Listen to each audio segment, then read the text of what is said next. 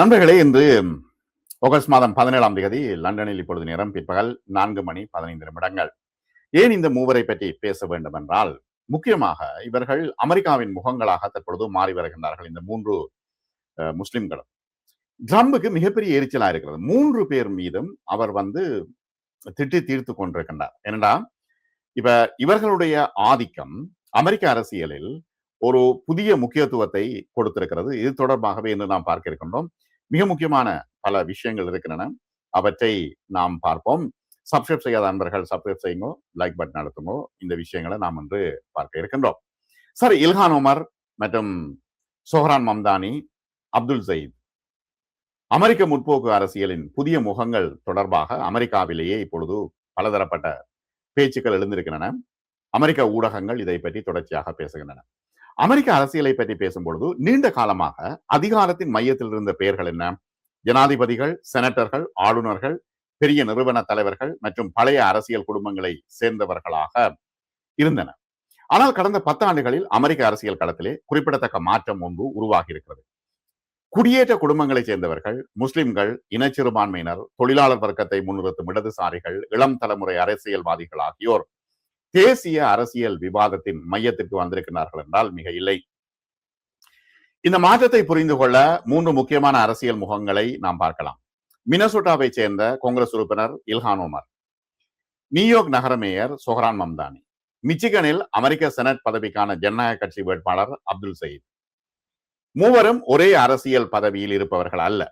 அவர்களின் அரசியல் பயணங்களும் வெவ்வேறாகத்தான் இருக்கின்றன. இருந்தாலும் அவர்களை இணைக்கின்ற ஒரு முக்கியமான கோடு என்னென்றால், குடியேற்ற பின்னணி, முஸ்லிம் அடையாளம், பொருளாதார சமத்துவம் குறித்த கவலை, பொது சேவைகளுக்கான வலியுறுத்தல், பலஸ்தீனம் மற்றும் இஸ்ரேல் தொடர்பான அமெரிக்க வெளியுறவு கொள்கையை விமர்சிக்கும் அணுகுமுறை, மேலும் அமெரிக்க ஜனநாயக கட்சியின் எதிர்கால திசை குறித்து எழுப்பப்படும் கேள்விகள்.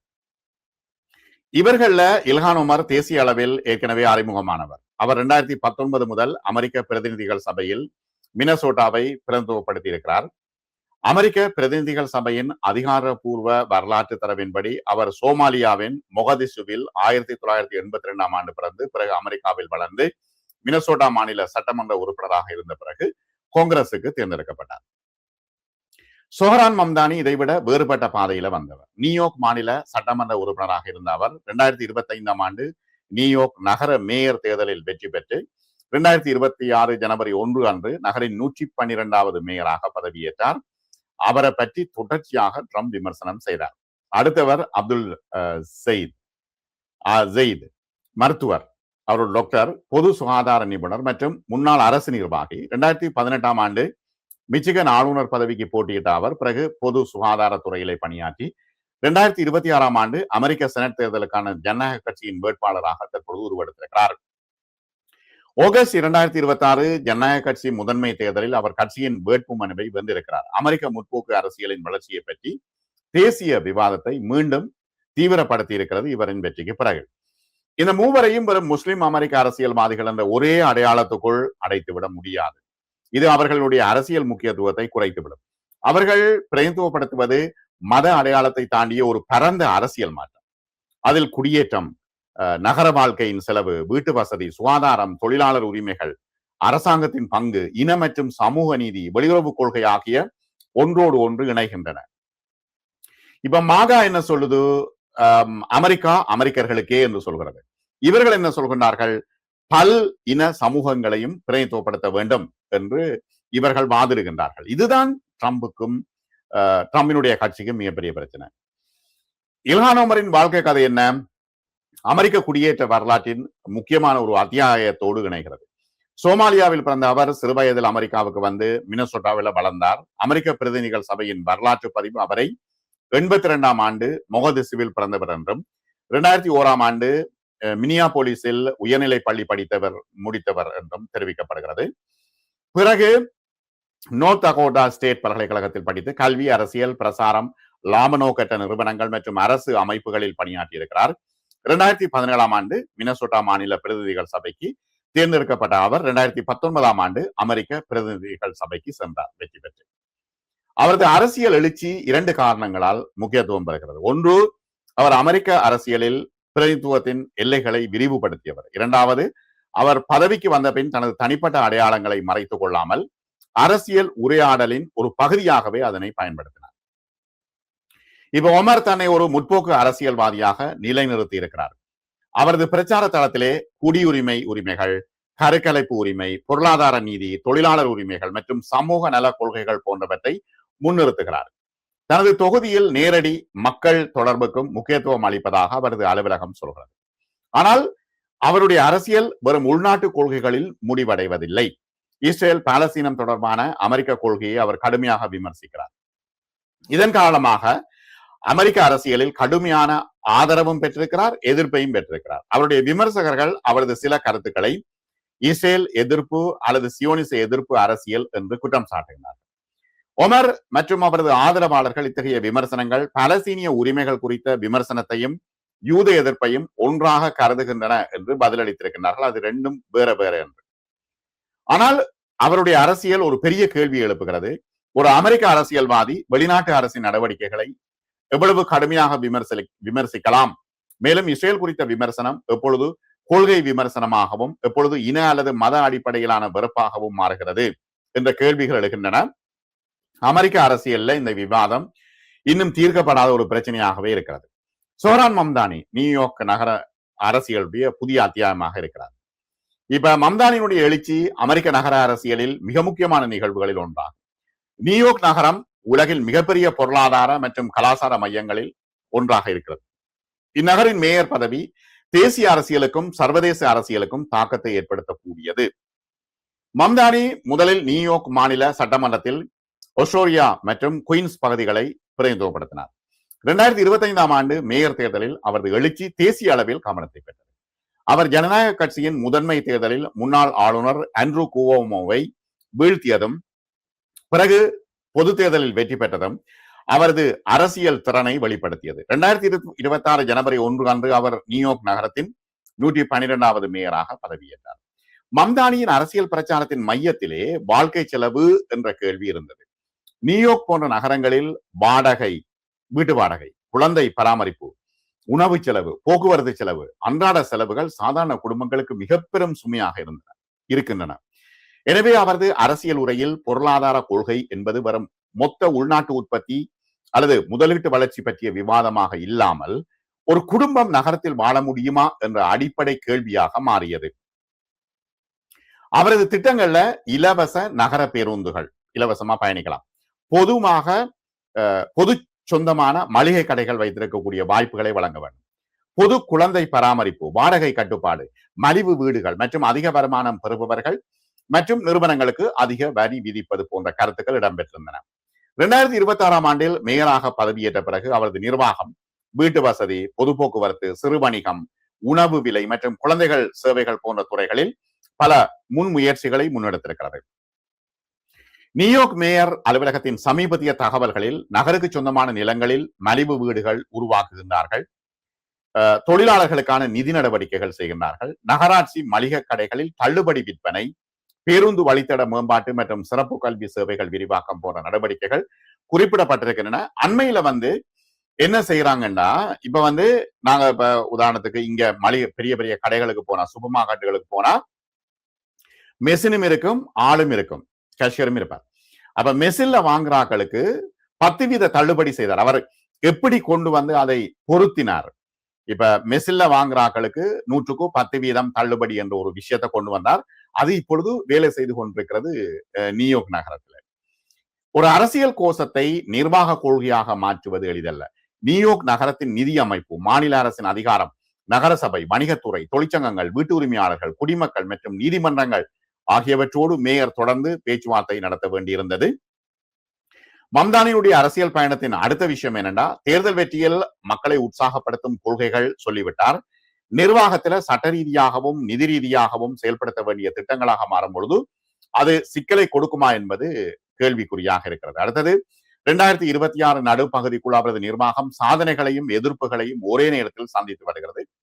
சில கொள்கைகள் முன்னேறியுள்ள நிலையில் நகரசபை உறவுகள், வரி திட்டங்கள், நிர்வாக நியமனங்கள் மற்றும் இஸ்ரேல் குறித்த அவரது கருத்துக்கள் போன்றவை அரசியல் சர்ச்சைகளை உருவாக்கி இருக்கின்றன.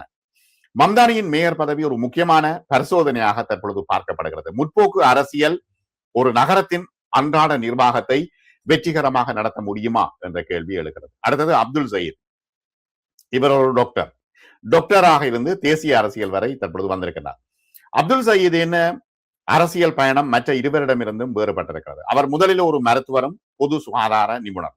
மிச்சிகனில் பிறந்து வளர்ந்த அவர் எகிப்திய குடியேற்ற குடும்பத்தை சேர்ந்தவர். அவரது கல்வி பின்னணி முக்கியமானது. மிச்சிகன் பல்கலைக்கழகம், ஆக்ஸ்போர்ட் பல்கலைக்கழகத்தின் ஓரியல் காலேஜ் மற்றும் கொலம்பியா யூனிவர்சிட்டி ஆகிய நிறுவனங்களில் கல்வி கற்றிருக்கின்றார். அவர் மிக முக்கியமான ஸ்காலராகவும் இருந்திருக்கிறார். அவரது அரசியல் பார்வையின் மையத்தில் பொது சுகாதாரம் இருக்கிறது.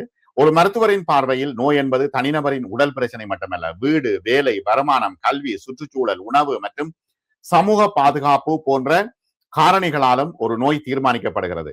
இதுவே அல் சயீதினுடைய அரசியல் அணுகுமுறையிலும் காணப்படுகிறது.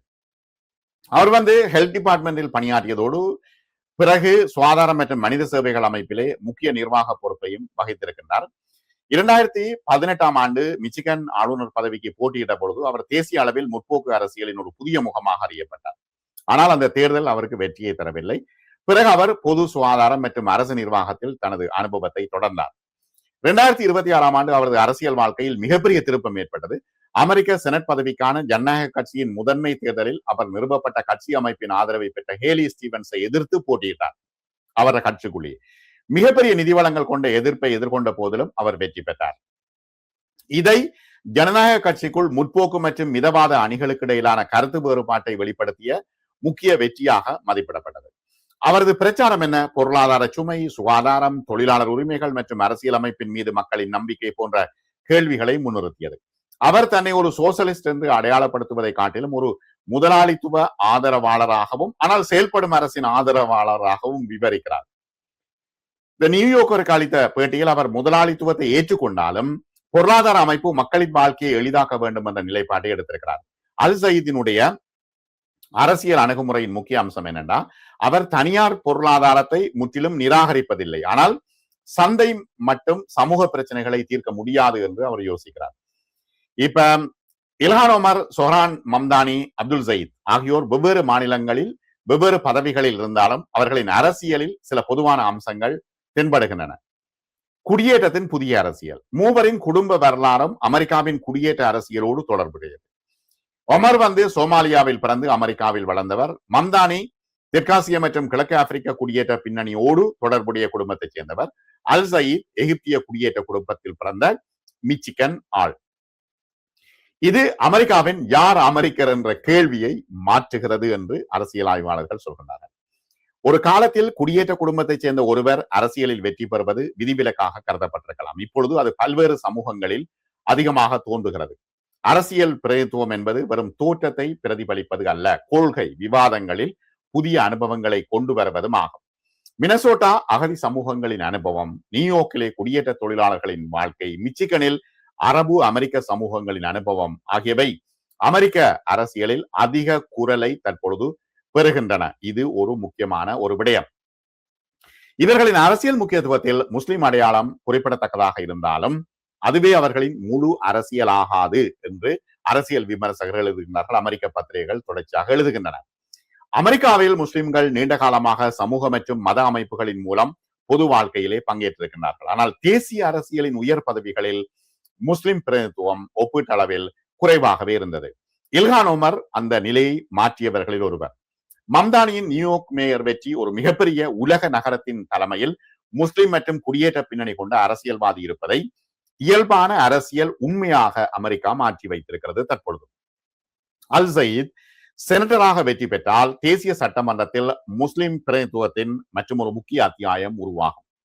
ஆனால் இங்கு ஒரு முக்கியமான விஷயம் என்னன்னா, இவர்களை முஸ்லிம் அரசியல்வாதிகள் என்று மட்டும் பார்க்க கூடாது என்று அரசியல் விமர்சகர்கள் எழுதி கொண்டிருக்கிறார்கள். அவர்களின் கொள்கைகள் மத அடையாளத்தை விட விரிவானவை. சுகாதாரம், வீடு, வேலை, வரி, போக்குவரத்து, தொழிலாளர் உரிமைகள் போன்றவை மதத்தை தாண்டிய பொது கொள்கைகளாக நாம் பார்க்க வேண்டும் என்றதான் இங்க உள்ள முக்கியமான விஷயமாக பார்க்கப்படுகிறது. அல் சயீதினுடைய அரசியல் வாழ்க்கையை மற்ற இருவரிடமிருந்து வேறுபடுத்தும் முக்கிய அம்சம் சுகாதாரம். இதைத்தான் அவங்க மீண்டும் மீண்டும் அவர்கள் சொல்லிக் கொண்டிருக்கிறார்கள். இந்த மூவரின் அரசியல் விவாதத்தில் மிகவும் சர்ச்சைக்குரிய பகுதி என்ன தெரியுமா? இஸ்ரேல் பாலஸ்தீனம் தொடர்பான அவர்களின் நிலைப்பாடு.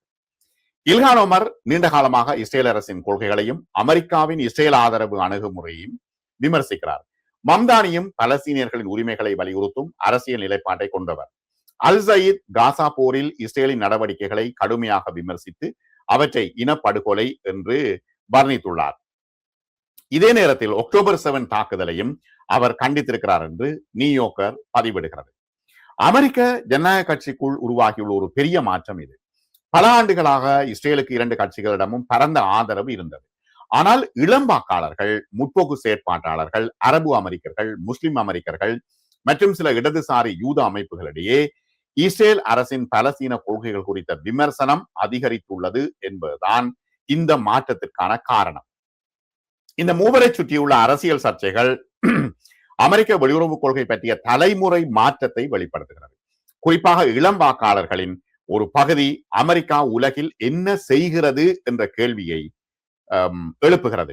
அமெரிக்கா உலகில் எதை ஆதரிக்கிறது என்ற ஒழுக்க நெறி கேள்வியோடு இணைக்க தொடங்கி இருக்கிறது. இளைஞர்கள் தற்பொழுது கேள்விகளை கேட்கின்றார்கள், மாறி அவர்கள் வருகின்றார்கள். ஆகவே இந்த நிர்வாக மாற்றம், தேசிய அரசியலின் பங்கு, அடுத்தது ஊடகம், சமூக ஊடகம் மற்றும் புதிய தலைமுறை அரசியல்ல இந்த மூவரின் எழுச்சியை புரிந்து கொள்ள ஊடக மாற்றத்தையும் நாங்கள் கவனிக்க வேண்டும். அமெரிக்க ஊடகங்கள், பழைய தலைமுறை அரசியல்வாதிகள் தொலைக்காட்சி விவாதங்கள், செய்தித்தாள்கள் மற்றும் கட்சி அமைப்புகளின் மூலம் தேசிய புகழை பெற்றார்கள். புதிய தலைமுறை அரசியல்வாதிகள் சமூக ஊடகங்கள், ஷோர்ட்ஸ் கிளிப், போட்காஸ்ட், நேரடி மக்கள் தொடர்பு போன்ற கிராஸ் ரூட் இயக்கங்களின் மூலம் வேகமாக வளர முடிகிறது.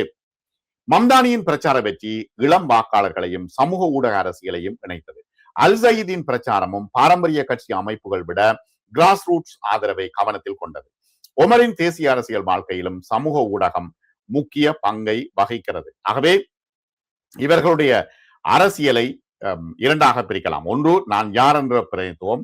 இதில் முஸ்லிம் குடியேற்ற பின்னணி, இனச்சிறுபான்மை, பெண் அல்லது இளம் தலைமுறை போன்ற அடையாள முக்கியத்துவம் பெறுகின்றன என்று சொல்கின்றார்கள். இவர்களுடைய அரசியல் அனைத்துமே ஆதரவை மட்டும் பெற்றதில்லை.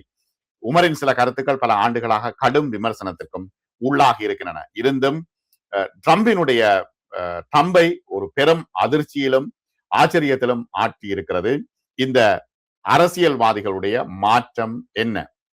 இந்த மூவரின் எழுச்சியை அமெரிக்க முஸ்லிம் அரசியல் வரலாற்றிலிருந்து தனியாக பார்க்க முடியாது என்று அரசியல் விமர்சகர்கள் எழுதி கொண்டிருக்கின்றார்கள். ஆகவே ட்ரம்புக்கு மிகப்பெரிய எரிச்சல் ஊட்டிய இந்த 3 முஸ்லிம் அரசியல்வாதிகள் தொடர்பான ஒரு முழுமையான விளக்கத்தை நாம் பார்த்தோம். மற்றும் ஒரு காணொளியில் சந்திப்போம். சப்ஸ்கிரைப் செய்யாதவர்கள் சப்ஸ்கிரைப் செய்யுங்கள். மிக நன்றி நண்பர்கள்.